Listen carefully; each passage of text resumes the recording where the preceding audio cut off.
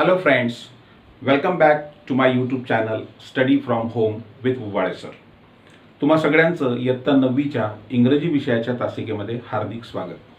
मित्रांनो, आजपासून आपण आपल्या अभ्यासक्रमाला सुरुवात करतोय चाचणीनंतरच्या. या ठिकाणी एक गोष्ट सांगावी वाटते की 2.2 Helen Keller and any Sullivan आणि 2.3 mark twine these two lessons are omitted. हे दोन धडे आपल्या अभ्यासक्रमातून वगळलेले आहे. सध्या आपण हे दोन धडे घेणार नाहीये. या दोन धड्यांवर म्हणजे हेलन केलर आणि मार्क ट्वेन याच्यावर प्रश्न विचारले जाणार नाही. त्यामुळे आज आपण सुरुवात करतोय 2.4. 2.4 is a very beautiful poem. The title of the poem is Please Listen. This is an explanation. Please listen. माझा ऐका. The poet is anonymous. It means the poet is unknown. The poet or the author of the poem, we don't know who wrote this poem. But this poem is a very beautiful poem. The speaker of the poem seems to be a young person.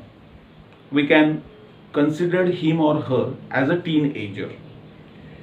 He or she is talking with his or her parents.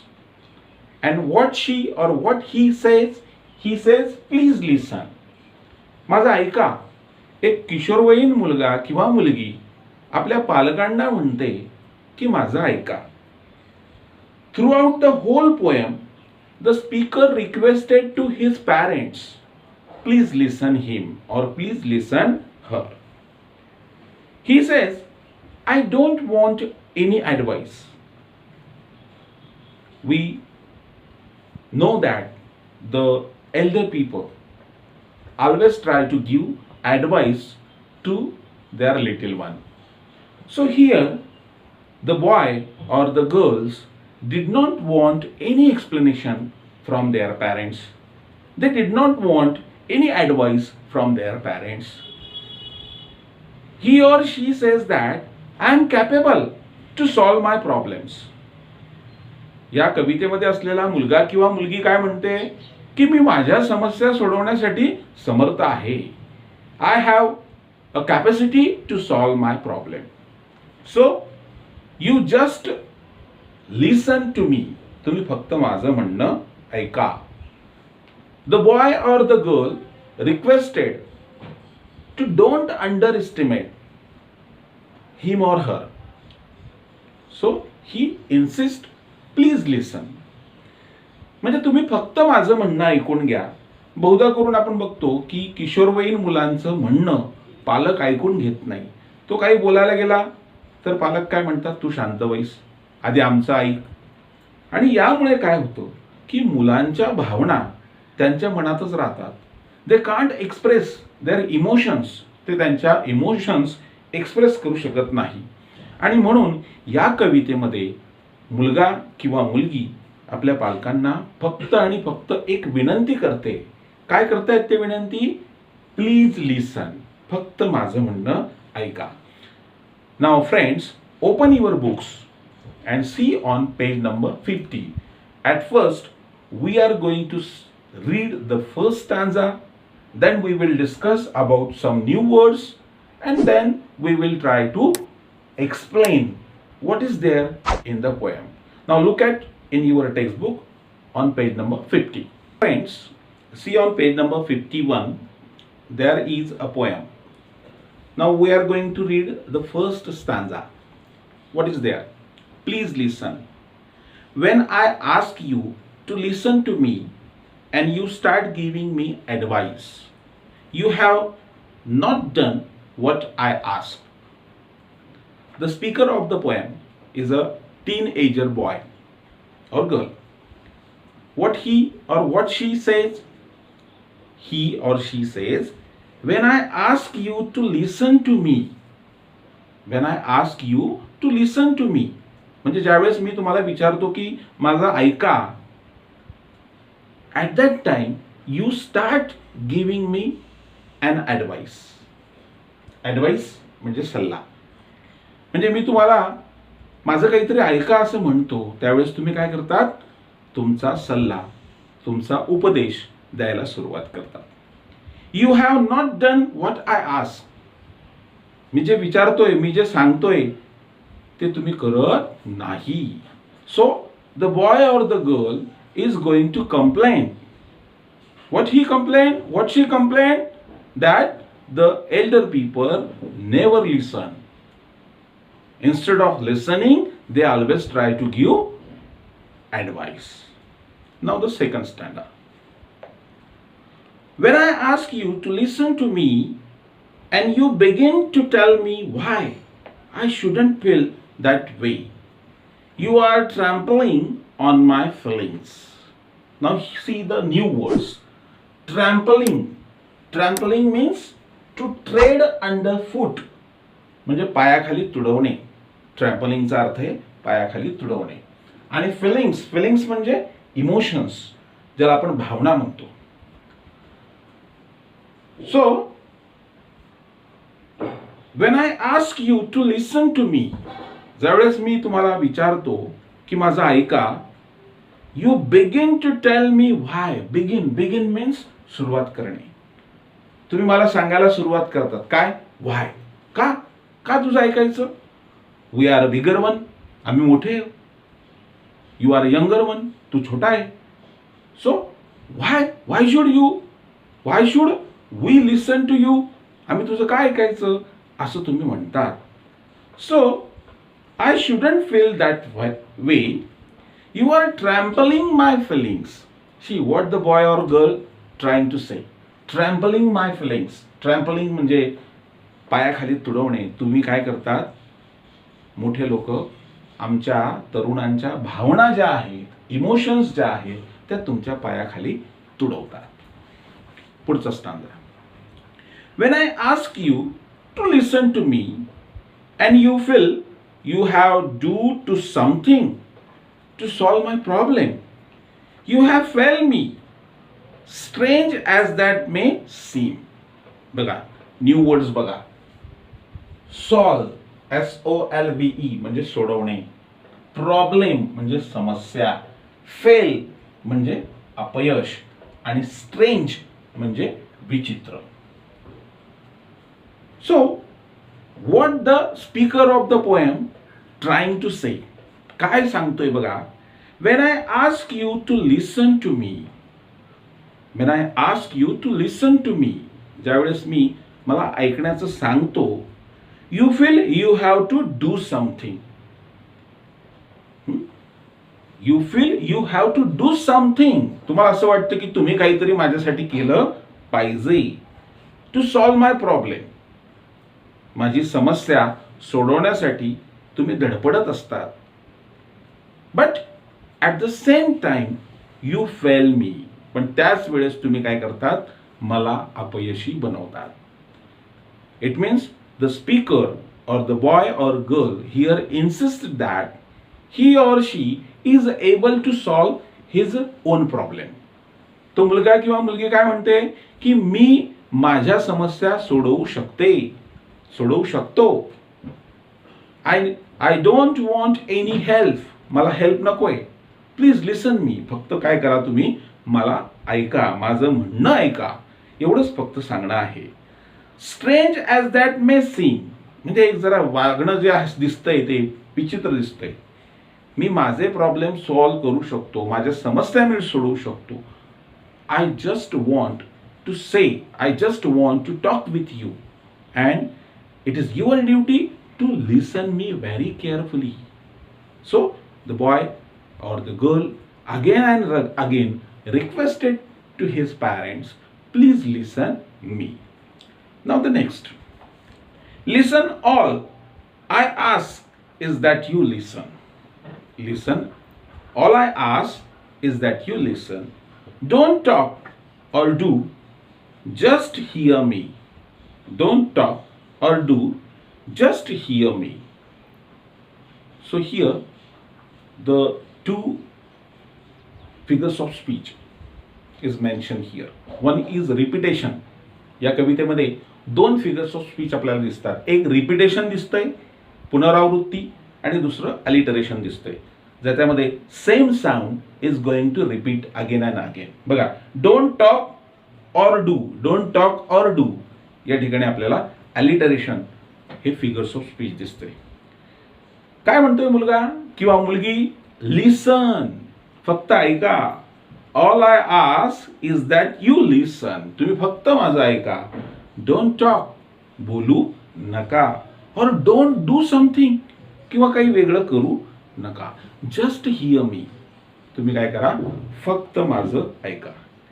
Advice is cheap, 20 cents will get. You both dear, Abbey and Billy Graham in the same newspaper.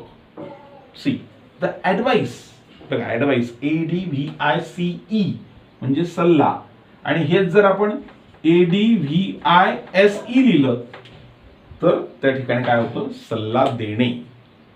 So giving advice, the speaker says or the poet says, is a cheap. Cheap म्हणजे स्वस्त. सल्ला देणं खूप स्वस्त आहे, अगदी स्वस्त आहे.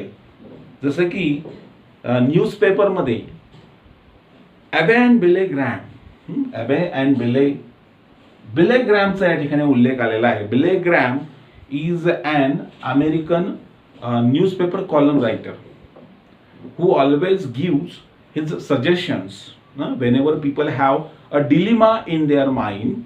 At that time they ask some questions, and Billy Graham या वर्तमानपत्रामध्ये लोकांच्या समस्यांवर तोडगा किंवा उपाय सांगायचे, आणि म्हणून समस्यांवर उपाय सांगणारे बिले ग्रॅम यांचा उल्लेख या ठिकाणी आलेला आहे की सल्ला देणं खूप स्वस्त आहे. आज आपण बघतो की व्हॉट्सअप किंवा फेसबुक हे जे काही आपलं सोशल मीडिया आहे, आपण बघतो की व्हॉट्सअपवर कितीतरी मंडळी, कितीतरी लोक मोलाचा सल्ला देत असतात. असं करा, तसं करा, हे की नाही. प्रत्यक्ष ते जीवनात करत नाही, पण ते सांगण्याचा प्रयत्न सातत्याने करत असतात. So advice is very cheaper. Advice म्हणजे सल्ला हा खूप स्वस्त झाला आहे. जो तो उठतो तो सल्ला देतो. सल्ला स्वस्त आहे, आणि म्हणून या ठिकाणी द बॉय और the girl, they didn't need any type of advice. त्यांना सल्ल्याची गरज नाही आहे. ते म्हणताय प्लीज लिसन, फक्त आणि फक्त माझं ऐका. Now the next stanza. And I can do myself, I am not helpless, may be discouraged and faltering, but not helpless. काही नवीन शब्द बघा. पहिला शब्द आहे हेल्पलेस. हे सगळे शब्द वहीमध्ये लिहून काढायचे. हेल्पलेस म्हणजे असह्य. डिस्करेज म्हणजे निराश,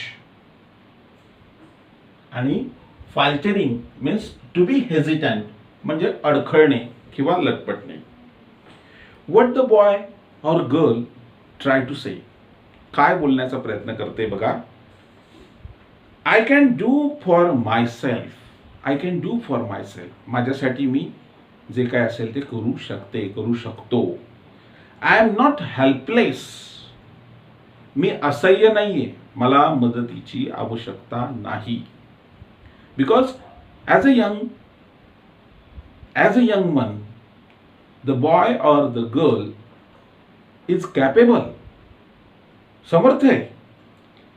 May be discouraged and faltering, असं असू शकतं की मी डिस्करेज असेल, निराश असेल, फाल्टरिंग म्हणजे अडखळत असेल, लटपटत असेल. सुरुवात आहे. तरुण वयामध्ये करणाऱ्या ज्या काही गोष्टी असतील त्या प्रत्येक गोष्ट तो पहिल्यांदा करतोय, त्यामुळे त्या करताना अडखळत असेल, लटपटत असेल, चुका होत असतील. But I am not helpless, पण मी असह्य नाही, मला मदतीची आवश्यकता नाही. Not helpless. When you do something for me that I can and need to do for myself, you contribute to my fear and inadequacy. See the words. नवीन शब्द बघा. एक, फिअर म्हणजे भीती, कॉन्ट्रीब्यूट म्हणजे हातभार लावणे, आणि इनएडिक्वेन्सी म्हणजे इनसफिशियंट म्हणजे अपुरेपणा, कमतरता.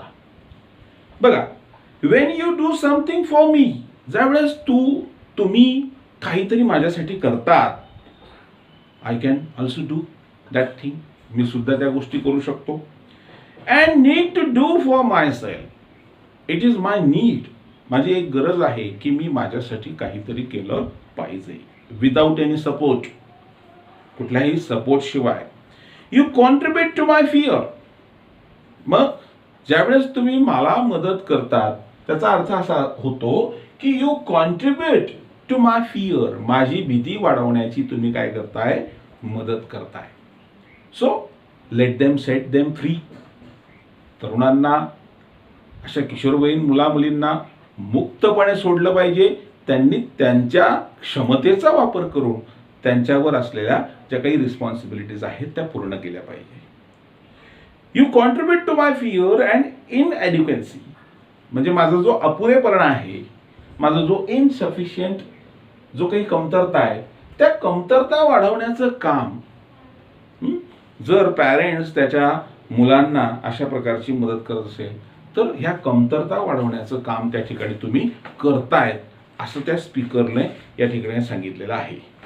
But Wien you accept as a simple fact that I feel what I feel, no matter how irrational, then I can stop trying to convince you and get about this business of understanding what's behind this irrational feeling. बघा, शब्द बघा. एक आहे इररॅशनल म्हणजे तर्कविसंगत, विवेकशून्य किंवा आपण ज्याला असमंजसपणा असं म्हणतो, आणि कन्व्हिन्स म्हणजे समजूत काढणं.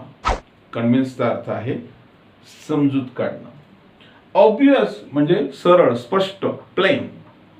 बघा, when you accept me as a simple fact, एका सिम्पल फॅक्ट मध्ये तुम्ही मला ज्यावेळेस स्वीकारतात, I feel what I feel,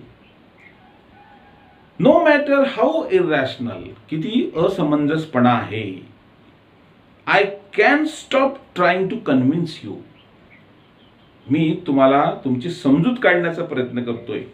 you do your business, I will do my business, मी माझं काम करतो, तुम्ही तुमचं काम करणार. You have to understand me, तुम्ही मला समजून घेतलं पाहिजे. व्हॉट्स बिहाइंड दिस इररॅशनल फिलिंग्स, या अशा प्रकारच्या ज्या काही तर्कविसंगत फिलिंग्स आहेत, what is the matter behind this feelings. And when that's clear, the answers are obvious, त्याचं उत्तर स्पष्ट आहे, प्लेन आहे, सरळ आहे. आय डोंट नीड ॲडवाइस, मला कोणाचाही सल्ला नको.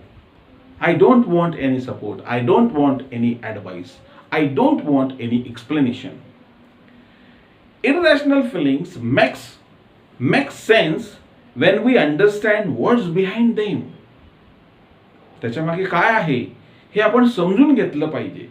Perhaps that's why prayer works sometimes. Prayer म्हणजे प्रार्थना.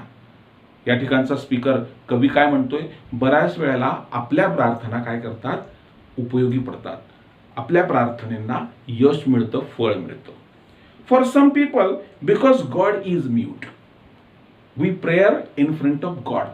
आपण देवासमोर प्रार्थना करतो, है ना, आणि त्या प्रार्थना आपल्या काय करतो, देव ऐकतो, आणि त्या प्रार्थनांवर जे काही यश आपल्याला हवं असतं ते मिळतं. Because God is mute. Mute म्हणजे काय, MUTE, म्यूट मीन्स सायलेंट, शांत.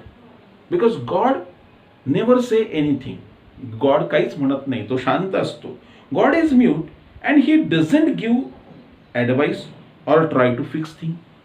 God never give advice.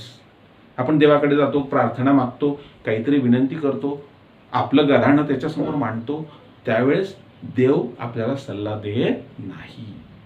He is just a mute Spectator. तो फक्त आणि फक्त स्तब्ध असतो.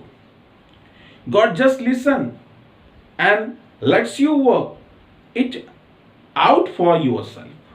देव फक्त ऐकतो, काम तुम्हीच करता, You yourself solve your problem.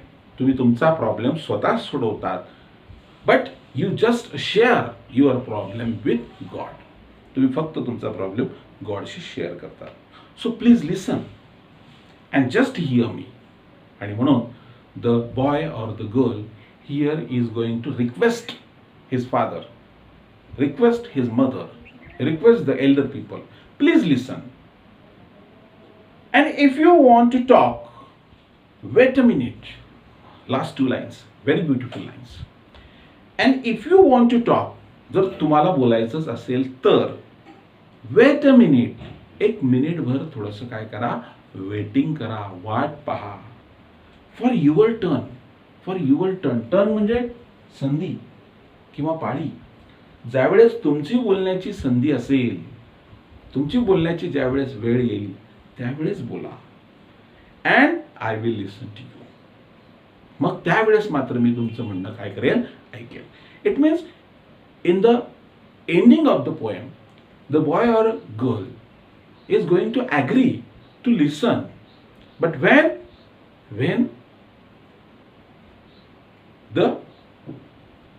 when the parents, when he speak what he wants, when he express his feeling, ज्यावेळेस तो त्याची भावना पूर्णपणे प्रकट करेल त्यावेळेस वेट अ मिनिट, थोडा वेळ थांबा, तुमची संधी येऊ द्या, त्यावेळेस बोला, आय विल लिसन, त्यावेळेस मी तुमचं म्हणणं ऐकेल. So in this way the total poem, in the throughout the poem, what is the theme of the poem? The boy never need any advice, never need any explanation. He just want or he just insists that please listen. तो फक्त आणि फक्त त्याला ऐकणं, त्याच्या आईवडिलांनी त्याचं ऐकलं पाहिजे हेच या ठिकाणी सांगतो आहे. So in this way here we try to complete the poem. I hope you will like the poem. So we are going to stop here, but before I am going to close, I request you, if you till never subscribe my channel, please subscribe my channel. We will meet on the next video. Till there, stay home, stay safe. Goodbye friends. Thank you.